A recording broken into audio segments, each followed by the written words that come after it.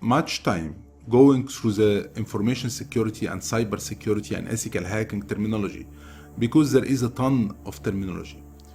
But I just want to go through the basic and important one that is related to your work as an ethical hacker.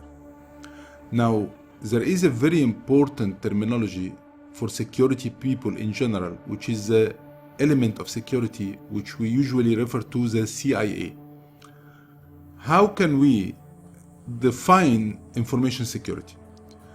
If you just assign a password on your smartphone or on your computer, do you consider that now your computer is secure?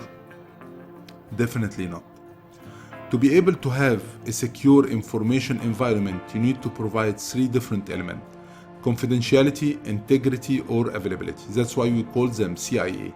Recently, they add two more, but let's focus on the basics one. And you should expect a question about that inside the exam. Confidentiality means to do whatever it takes to prevent unauthorized user from accessing the information. So when I'm assigning username and password, this is for implementing confidentiality. And when I'm doing a password cracking attack, this will affect the confidentiality.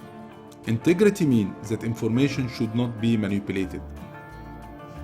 So if someone is doing a man-in-the-middle attack to intercept the connection between your computer and the bank, and he's changing in this information, so instead of transferring money to your bank account, it will be transferred to another bank account, this is against the integrity. Information has been manipulated. Availability means information should be available all the time. So whenever I'm doing a denial of service attack to crash someone's server or computer so he cannot access it, this is affecting the availability.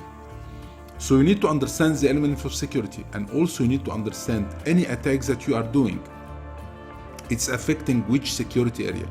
Because eventually you're going to need to write that in your report when you are doing an ethical hacking for any customer to show his weakness, and you are writing the report. You need to tell them, I did this attack, for instance password cracking, and this is affecting the confidentiality, while I did sniffing or man-in-the-middle attack and it was successful, and this will affect your data integrity.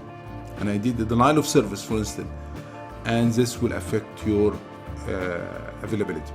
So any attack that you are doing, you first need to think this attack will affect which area of the information security element. This is very, very important to be aware of. So to be a successful ethical hacker, it's not just to gain the technical skills.